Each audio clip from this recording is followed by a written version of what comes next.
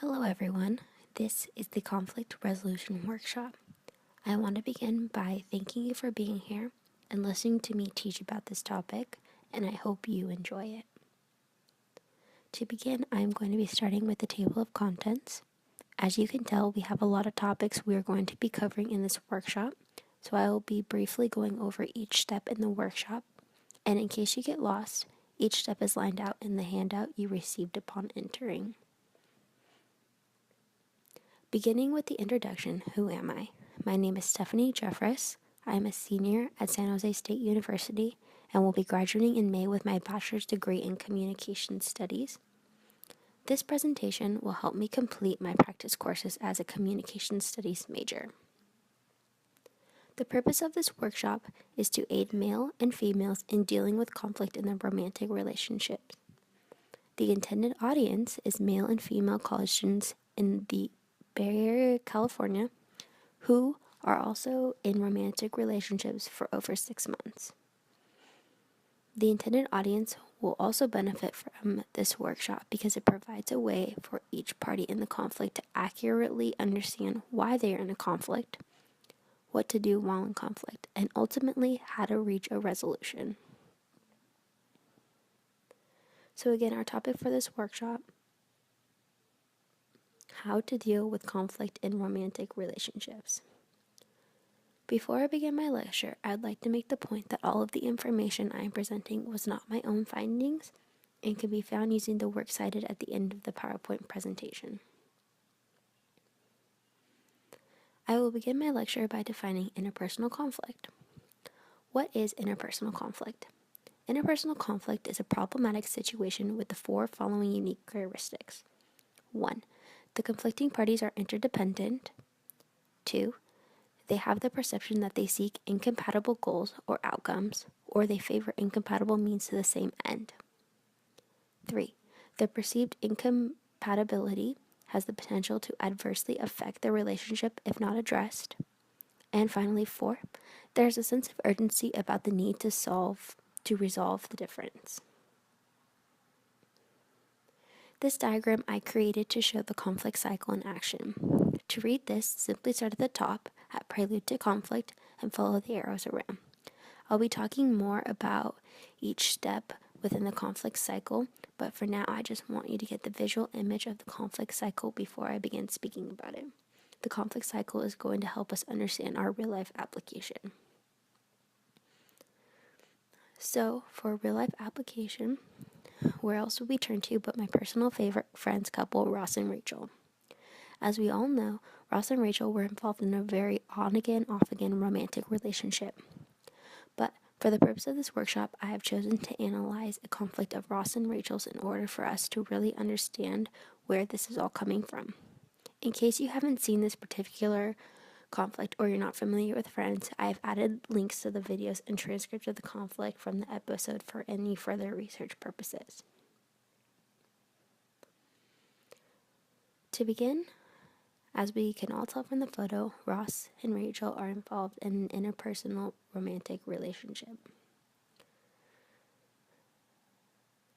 Now, the diagram from the previous slide the conflict cycle, we will begin breaking down the conflict cycle, focusing on Ross and Rachel, beginning with the prelude to conflict. Prelude to conflict. Rachel gets a much better job, but is required to start working longer hours, leaving Ross feeling lonely. Rachel also has a new work friend, Mark, who helped her get the job. Mark's relationship with Rachel bothers Ross. Next is the triggering event. Ross likes to make his presence known. He sends a singing quartet, flowers, and music bugs to Rachel's work, and this frustrates Rachel. Initiation to conflict. Rachel accuses Ross of sending gifts to her work to, quote, mark his territory, and to show her co-workers that she has a boyfriend. Conflict exists with feelings of jealousy that linger with Ross, and feelings of frustration that linger with Rachel. And the differentiation phase. Ross and Rachel both present their sides of the story. This includes rationale, justifications, and arguments. In the resolution phase, each of them apologizes to the other and they both accept the fact that the conflict is over. However, the feelings of jealousy have not left Ross about Rachel's workplace, which ultimately leads to another conflict and breakup a few episodes later. However, we are not focusing on that for the purpose of this workshop. Ross and Rachel's relationship in this particular episode follows the comparison level for alternatives theory. The comparison level for alternatives applied when a third party enters the picture. The addition of the third party may lead the person to examine the new relationship and perceive inequality in it, in turn creating conflict. From this particular example, Ross turns to Joey and Chandler, two other main characters from Friends, to show new pieces of jealousy in their relationship. Their advice, Joey and Chandler, helps stem and to continue feelings of jealousy for Ross. Moving out of the conflict cycle and theory, we're going to be talking about forgiveness. Forgiveness is an important factor in conflict, and being able to let go of feelings and of revenge and retaliation is important for our overall health. Next, we will be moving on to the STLC system. This system is a means of communication and action within a conflict. The STLC system is good for conflict in romantic relationships because it allows each side equal time to gather and communicate their opinion. The STLC is an acronym standing for Stopping, Thinking, Listening, and Communicate. So, taking a time out, thinking before you act, focusing attention on the other person, and having openness and communicating with the other person. One factor that can cause conflict in romantic relationships is the existence of stress.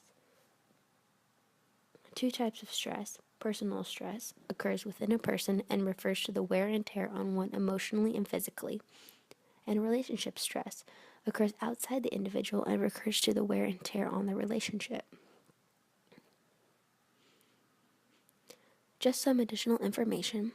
Conflict is important to deal with in romantic relationships. However, something to consider is when conflict is appropriate. Take factors like the time, place, the needs of yourself, and the needs of others before engaging in conflict.